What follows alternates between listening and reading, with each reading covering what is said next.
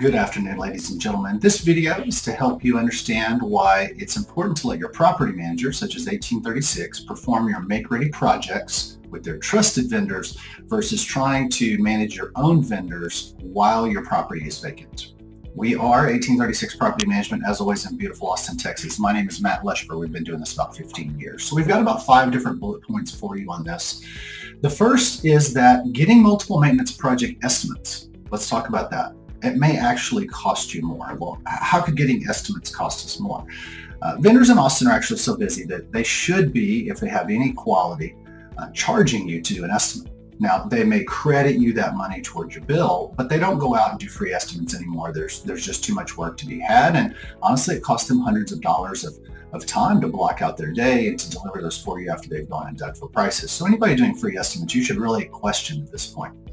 It takes about 4 days on average off the market to get those estimates, and it's going to save you maybe $100 or $200. Keep in mind that every day off the market for our average property is $100 in holding costs, mortgage, escrows, utilities, lost rent. It's $100 a day.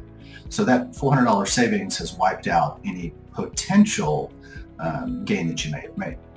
Our vendors that we trust are always within a couple $100 of each other. There's never massive variances unless the scope of work varies. So if we know exactly what needs to be done, there's really not going to be a huge savings from people who are honest and trustworthy. Also, our onboarding specialists naturally choose the best vendor for the job. So if they know that we've got 10 people that can do this work, but the property is Northwest and that's where the vendor lives, they're going to select that person because we have so much volume. We have that information. We also have the relationships with those vendors. So second point is being out of state and trying to coordinate a vendor is difficult at best. You guys have full-time jobs and those vendors are full-time working and they need to get in, they need to get out, they need access, who did this, where's the key. I can't tell you how many times the key was supposed to be somewhere and it wasn't. And then somebody went out and wasted a day. Where did the key? Now we've got to replace the key and we didn't even know where it was and who took. This happens all the time. So if you're not local, it can be a nightmare trying to schedule that. And what vendor wants to waste their time to try to coordinate an estimate for a property they can't even get in? It's a mess. We also quality check the work of our vendors and we trust them because they're going to keep coming back. So if something goes wrong, they make it right. And if we need to quality check something there and it needs additional work, they'll generally take care of it as long as it's within a reasonable scope. So number 3, going cheaper, it just doesn't save you always in the long run. You could save a couple $100, but those maintenance projects, as we said, are going to take a lot longer than expected. And the quality of work, after we go Q-check them, is going to require multiple trips back by that cheap guy who doesn't have insurance, who your cousin knows. It's not going to work out picture perfect by finding somebody who's not charging a normal rate. You get what you pay for here. Also, we have to charge an extra fee when we go back multiple times because if you're trying to save $500 by using a vendor, now we're making 10 trips to the property to go check that vendor's work and it's never done properly, we have to compensate our staff as well. The mileage, the staff time, the benefits, the accounting, all that costs money. So those are going to end up costing you more anyway.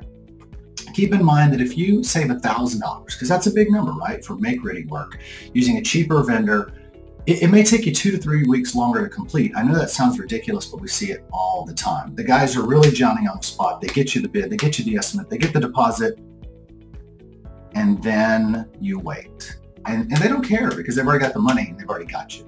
So they know that they can string you along. That's why you don't use unknown vendors. Keep in mind, 1 day off the market's $100, 2 weeks off the market, $14, 3 weeks off the market's about $2,100.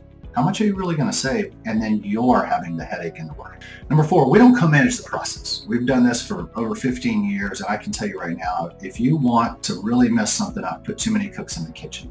Nothing will get done properly, and everybody will be stepping on anybody else, and it just turns into a disaster. So we have a policy that until when one vendor's project is completed and quality checked, we don't move on to the next vendor because, oh, well, that was the carpet guy, not the painter that did that. Well, but the painter says it was the carpet guy. Carpet guy says it was who put the hole in the wall, and nobody wants to take responsibility. So we have to check this process throughout because things do happen and we want to know who's responsible for it. So another example is cleaning and photos.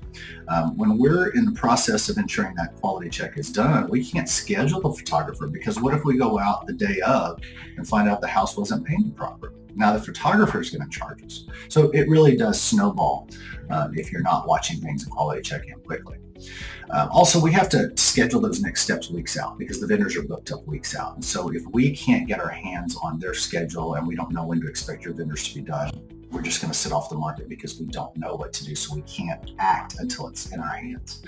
We are constantly in contact with our vendors, and as such, though, can get things scheduled quickly, but we have to know exactly the dates, because if they miss it, there's no more openings. They don't get to push forward their projects because your cheap vendor didn't show up on time.